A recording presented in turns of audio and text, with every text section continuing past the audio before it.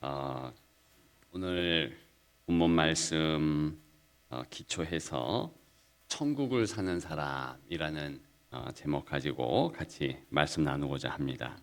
세례 요한의 기사이지요. 세례 요한에 대한 내용이 1절부터 14절에 나오고 있습니다. 세례 요한 같은 이가 되었으면 하는 바람입니다. 천국을 사는 사람, 그가 세례 요한이기 때문이지요. 그래서 첫 번째로 천국에서 유명한 자,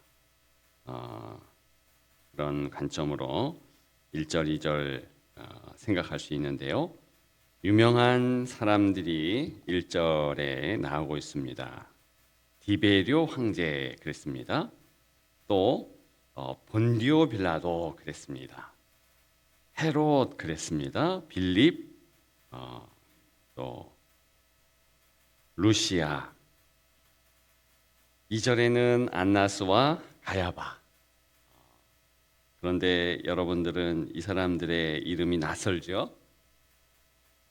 그러니까 그 세례 요한 때에 가장 유명한 사람들은 이 사람들이에요.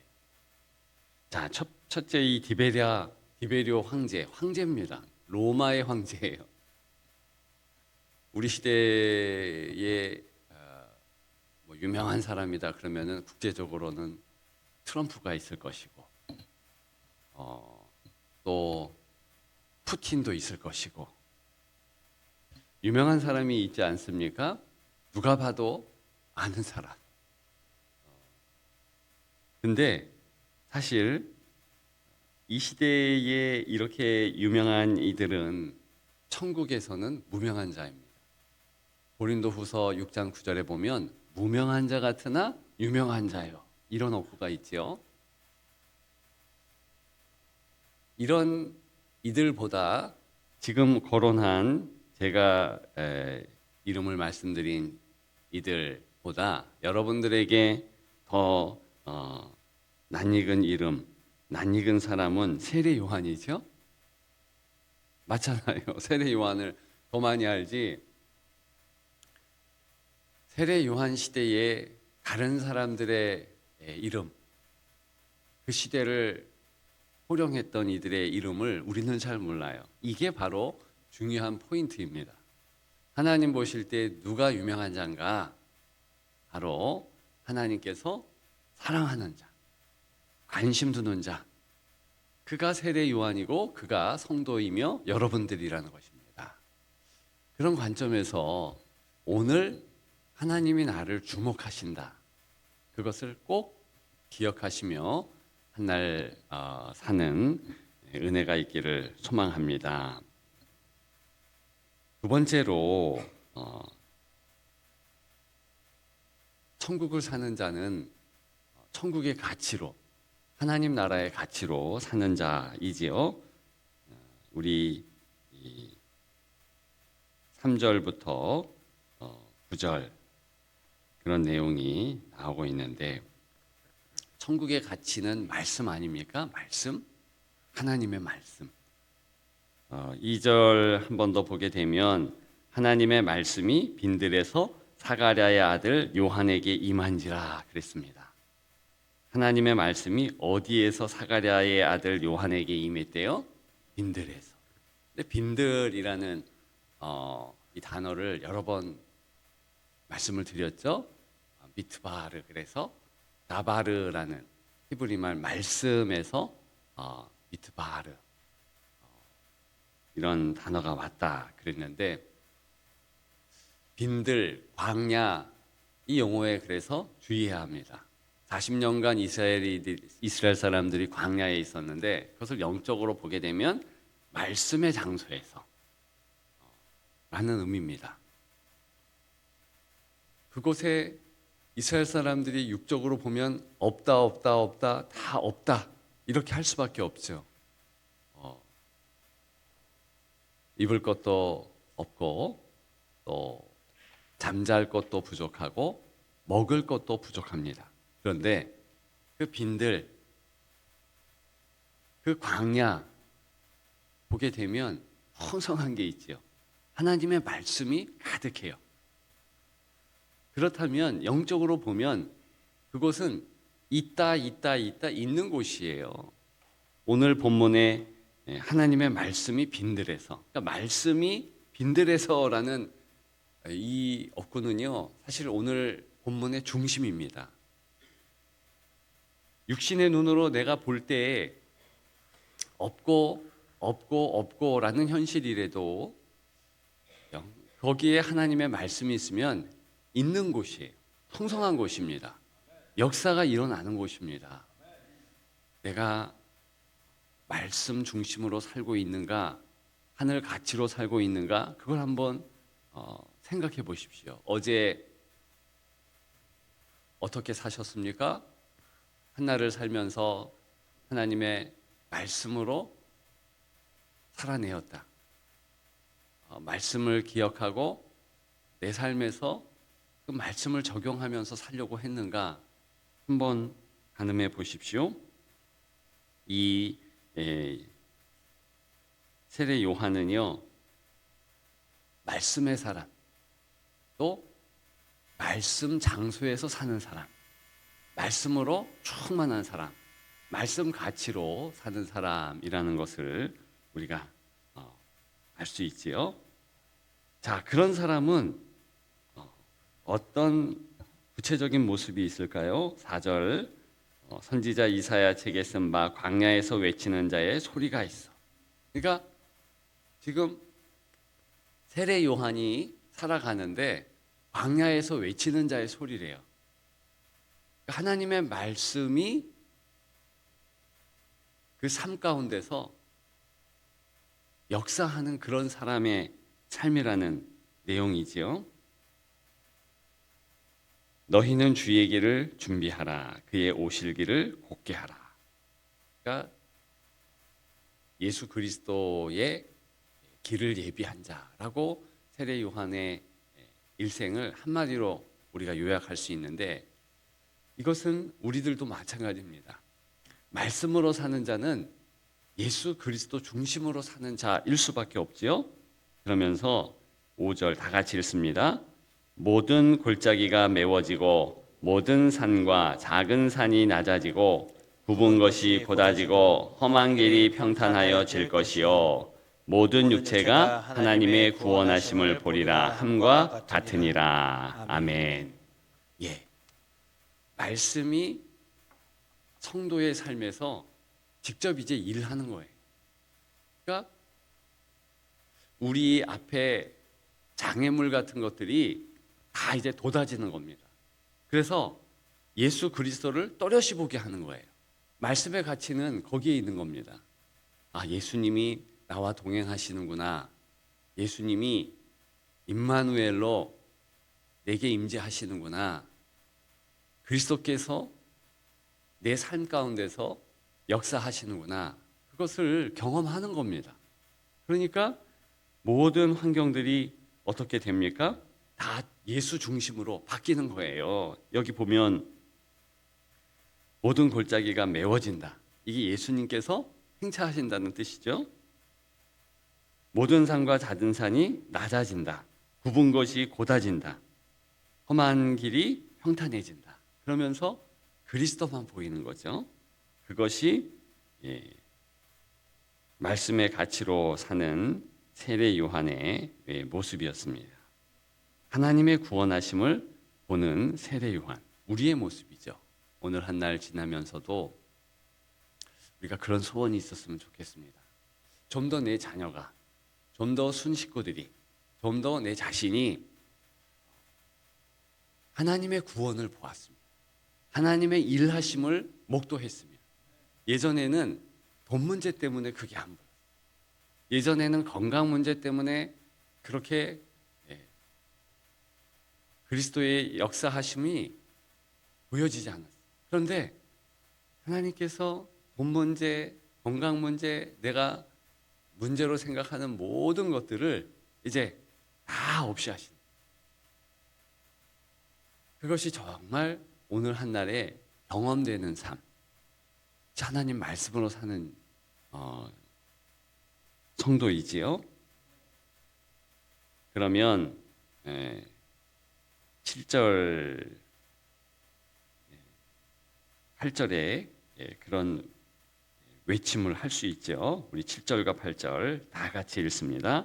요한이 세례받으러 나오는 무리에게 이르되 독사의 자식들아 누가 너희에게 일러 장차 올 진노를 피하라 하더냐. 그러므로 회개에 합당한 열매를 맺고 속으로 아브라함이 우리 조상이라 말하지 말라. 내가 너희에게 이르노니 하나님이 능히 이 돌들로 아브라함의 자손이 되게 하시리라. 아멘. 자, 여기 보니까 독사의 자식들아 그랬습니다. 근데 이것은 바리새인들에게 예수님이 하신 억구이기도 하죠. 독사의 자식들아. 근데 사랑하기 때문에 이런 거잖아요. 세례 요한이 그저 그에게 나오는 이들에게 이렇게 욕 같은 험한 말들을 그냥 쏟아놓는 겁니까? 그렇진 않아요. 회개하라는 거죠. 하나님의 사랑을 깨달으라는 거죠. 무엇이 중요한지 알라는 거 아닙니까? 세상 사람들이 돈이 있고 명예가 있고 물질이 있고 다 가지고 있지만 사실은 불쌍한 겁니다. 아무것도 아닌 거예요. 그래서 진정으로 깨달으라 그런 말 아닙니까? 이 세례 요한의 마음을 알 수 있어요. 성도는 그런 겁니다. 세상을 향하여서 참 불쌍히 여기고 안타까운 거예요. 다 가졌지만 사실은 아무것도 아닌 거잖아요. 이 땅에 가졌다고 하는 그 내용을 보면 사실 떠날 때 아무것도 없잖아요. 그것 가지고 뭔가 뿌듯한 마음도 들고 이룬 것 같고 하지만 하나님 앞에 그거 가지고 쓸 수가 없습니다. 그러니까 그런 세상의 가치로 사는 자 깨닫도록 애절한 마음으로 나아가서 외치는 그런 세례 요한의 모습이 우리의 모습이 되어야 하는 것입니다. 우리 스스로도 한번 판단해 주면 좋겠습니다. 우리는 세상 가치로 사는 자들인가? 천국의 가치로, 하나님 말씀의 가치로 사는 자들인가? 만일 우리가 하나님의 그런 말씀의 가치로 사는 자라면 이 땅에 누구라 할지라도 함장하게 가서 예수의 이름을 믿으라 이렇게 외칠 수 있는, 깨달으라 할 수 있는 겁니다. 그런 여러분들 되시기를 주님의 이름으로 축복합니다. 이 돌들도 아브라함의 자손이 되게 하시리라. 하나님의 능력이 함께하면 돌들조차도 하나님께서 귀하게 그렇게 크게 쓰시는 겁니다. 여러분들을 하나님께서 어떻게 쓰시겠습니까? 하나님의 능력이 있으면 놀랍게 이 땅 가운데서도 사용받는 것이지요. 그래서 우리는 지난주 룻을 통해서도 그런 모습을 보았죠. 모압 사람, 여인. 그런데 그가 베들레헴으로 왔어요. 마라의 모습으로, 즉 쓴물의 모습으로 왔는데 나중에 나오미의 모습을 가졌죠. 나오미는 기쁨이란 뜻이죠. 그러니까 하나님의 즐거움과 하나님의 기쁨에 참여한 자의 모습이 되는 것입니다. 능력 있는 자는 다 그렇게 되는 것이죠. 그런 여러분들 되시기를 주님의 이름으로 축복합니다. 마지막 세 번째 11절부터 14절에 보게 되면 어떤 사람들을 여러분들은 볼 수 있는가? 천국의 주인이 내 주인이 된 사람들.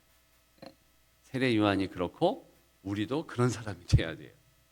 자, 하나님 아버지께서 내 주인이다. 하나님 아버지께서 모든 것의 소유주다. 나는 그저 하나님의 종이고 소유권이 없다라는 그런 모습이죠. 우리 11절 다 같이 읽습니다. 대답하여 이르되 옷 두 벌이 있는 자는 옷 없는 자에게 나눠줄 것이요 먹을 것이 있는 자도 그렇게 할 것이니라 하고 아멘. 여러분들은 옷 2벌 이상 있죠? 당연히 그렇잖아요. 2벌 이상 입으셨잖아요. 저도 그렇습니다. 그러니까 이 땅에 살아가는 동안에 사실 하나님께서는 일용할 양식을 주셔요. 주기도문에서 우리가 고백했듯이 그러니까 일용할 양식 정도 가지고 있으면 다 베풀 수 있는 자라는 뜻입니다. 적어도 속옷이 있고 겉옷이 있잖아요. 아무리 없어도 줄 수 있는 사랑을 나눌 수 있는 자라는 것입니다. 왜 못 줍니까? 내 거라고 생각하니까. 그러니까 내가 소유했다 그러면 그거 아깝지 않습니까? 근데 이렇게 잘 줄 수 있는 사람은 내 거 아니라고 생각합니다. 제가 서울에 이제 어떤 일 때문에 KTX를 타고 가다 보면 이렇게 앱을 이제 자리들을 보잖아요. 그러면 이상하게 특실은 먼저 다 매진이에요. 그래서 제가 항상 특실은 먼저 매진이에요. 그래서 왜 그런가 봤더니 공무원들이요 세종에서 많이 오잖아요. 근데 공무원들이 자기 돈으로 하는 게 아니고 뭔가 이제 그 나라 돈으로 하니까 이건 제가 들은 얘기예요. 실제로 공무원들 이야기 들은 겁니다. 그랬더니 다 특실을 먼저 한다는 거예요. 만약에 얼마 차이가 없지만 내 돈이라 생각하면 특실보다도 일반실 그럼 먼저 할 거 아닙니까? 남의 돈은요 가치가 없어요. 내 돈이래야지 아끼고 또 아끼죠. 우리가 이 땅을 살아가면서 모든 것이 다 하나님의 것이다. 그러면요 굉장히 후할 겁니다. 내 게 아니니까 하나님 거니까. 역으로 생각해서 넉넉하게 살 수 있는 것은요 반대로 뭐 어차피 내 거 아닌데 뭐 다 하나님 것인데 적용이 이상한가? 요는 그겁니다. 이 땅에서 넉넉하게 살 수 있는 것은 하나님이 다 내게 주어진 것이다. 그러면 내 가진 것이 적든 많든 나눌 수 있잖아요. 그렇잖아요.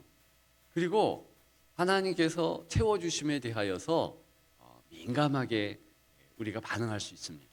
오늘 한날 하나님의 채워주심을 경험하십시오. 그것을 또 나누십시오. 여기 보니까 옷 2벌 있는 자 나눌 수 있고요. 먹을 것 있는 자가 나눠요. 오병이어의 기적, 보리떡 5개, 물고기 2마리, 그 누가 가진 거예요? 조그만 아이가 가진 거잖아요. 근데 얘는 엄마가 줬잖아요. 내 것이다 하기보다도 뭔가 그냥 이렇게 주어진 거예요. 그러니까 내어놓을 수 있는 겁니다. 그게 쉬운 거예요. 우리도 하나님의 자녀라는 의미는 내 게 아니다. 그 소유가 하나님의 것이다 라는 그런 모토로 사는 자라는 뜻입니다. 그래서 잘 줄 수 있는 거예요. 잘 주는 여러분들 되십시오.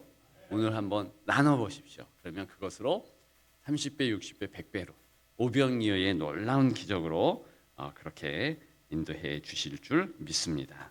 그러면 범사에 감사하게 됩니다. 13절과 14절에 보면 우리 다 13절, 14절 벌써 33분이나 됐네. 숙제 집에서 한번 읽어보십시오. 이제 말씀을 마치는데요. 왜 우리가 두 손 들고 찬양합니까? 그죠? 벌써 고백하는 거예요. 하나님이 왕이시다. 하나님이 나를 붙잡아 주신다. 그래서 두 손 들고 찬양하는 겁니다. 오늘 한날에 그렇게 사시는 여러분들 되시기를 주님의 이름으로 축복합니다.